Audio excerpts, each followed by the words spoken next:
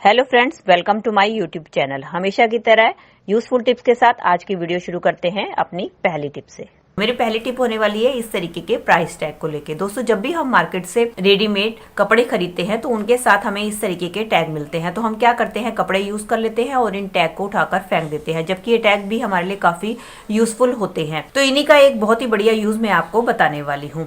दोस्तों, ये देखिए मेरे पास ये एक टैग है। अब आप देख ही सकते हैं ये देखने में कितना सुंदर लग रहा है और ये इतना सॉलिड प्लास्टिक का बना हुआ टैग है और है भी काफी सॉलिड। और इसका इस्तेमाल मैं कैसे कर रही हूँ, चलिए मैं आपको दिखाती हूँ। दोस्तों, हमारे घर पे काफी सारी कीज होती हैं जिनको हम इसी तरीके से छल्ले में डालकर छोड़ देते हैं, जो कि देखने में तो अच्छी नहीं लगती है और दूसरा जो है ये इधर उधर गुम जाती है, हमें पता भी नहीं चलता। तो आप क्या कर सकते हैं, इस तरीके के टैग का इस्तेमाल अपने की होल्डर के रूप में कर सकते हैं।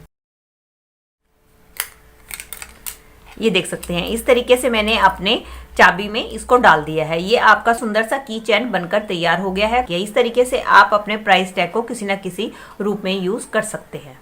चलिए फ्रेंड, बढ़ते हैं अगली टिप की तरफ। मेरी अगली टिप होने वाली है इस तरीके के मॉइस्चराइजर और बॉडी लोशन को लेके, जिसको कि अक्सर हम सर्दियों में यूज करते हैं। एक तो दोस्तों ये बहुत ज्यादा महंगे आते हैं और दूसरा इसके अंदर काफी सारे केमिकल्स मिले होते हैं जो कि हमारे बॉडी को नुकसान पहुंचाते हैं। तो आज इसका बहुत ही बढ़िया ऑल्टरनेट मैं आपके लिए लेकर आई हूँ, जिसको यूज करेंगे तो आपको ना तो पैसे खर्च करने पड़ेंगे और ना ही आपके बॉडी को ये नुकसान पहुंचाएगा। उसके लिए आपने क्या करना है, उसके लिए लेनी है आपने एक कटोरी और इसके बाद अब हम लेंगे वैसलीन। अब आपको जितनी क्वांटिटी में बनाना है उसके हिसाब से आप वैसलीन का यूज कर सकते हैं।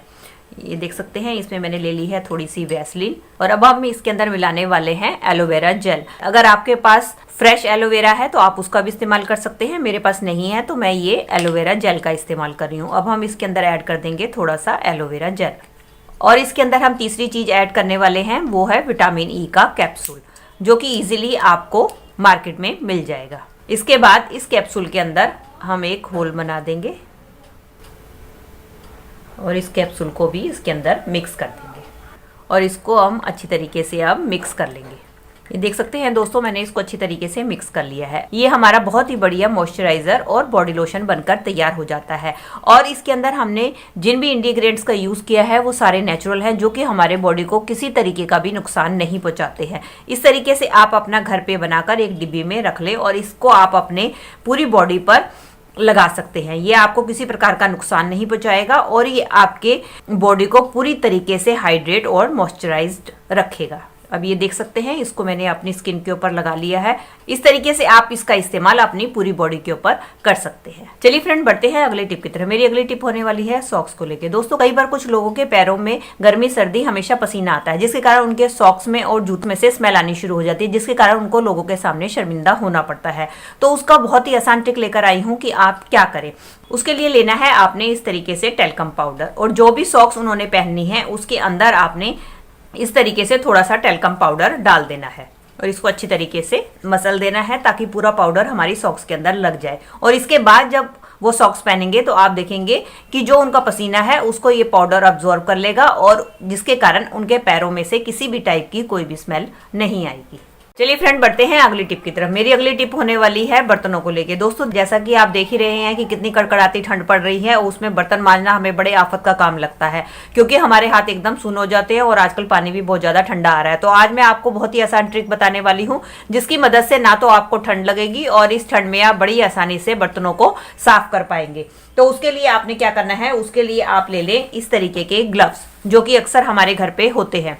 और एक बात आपके साथ और शेयर करना चाहती हूँ कि कुछ लोग जो है ग्लव्स की जगह सॉक्स का इस्तेमाल करते हैं। तो आप सॉक्स को बिल्कुल भी इस्तेमाल ना करें, क्योंकि सॉक्स को तो हम पैरों में पहनते हैं, इनको हम चाहे जितना मर्जी क्लीन कर लें या साफ कर लें, तो इसके बर्तन साफ करना हमारे लिए बिल्कुल भी हाइजीनिक नहीं होता और मेरा तो बिल्कुल मन नहीं मानता कि हम जुराब की मदद से अपने बर्तनों को साफ करें। तो इसके लिए मैं इस्तेमाल करने वाली हूँ इस तरीके के ग्लव्स का, जो कि अक्सर हमारे घर पे बेकार पड़े होते हैं, जिनका कि हम यूज नहीं करते या फट जाते हैं या खराब हो जाते हैं। तो अब हम क्या करेंगे कि अपने हाथों में हम पहन लेंगे ग्लव्स। एक तो ये हमारे ग्लव्स गर्म होते हैं, जिसके कारण हमें बिल्कुल भी ठंड नहीं लगती है।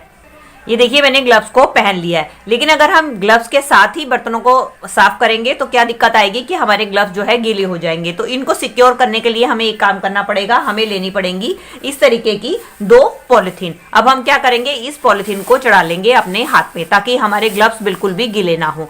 अब इस पॉलिथीन को सिक्योर करने के लिए चाहे तो आप गिठा मार लें, चाहे तो आप ले लें इस तरीके की रबड़ बैंड। रबड़ बैंड की मदद से आप इस पॉलिथीन को सिक्योर कर लें। ये देख सकते हैं दोस्तों, मैंने रबड़ बैंड चढ़ा दी है। अब मेरे पॉलिथीन बिल्कुल सिक्योर हो गए हैं। अब इसकी मदद से हम अपने ढेरों बर्तन मिनटों में क्लीन कर लेंगे। इससे ना तो हमें ठंड लगेगी और ना ही हमारे हाथ बिल्कुल गीले होंगे। अब दोस्तों ये देख सकते हैं कि ये मैंने बर्तन मांज कर रखे हुए हैं। अब मैं आपको इसको धोकर दिखाती हूँ।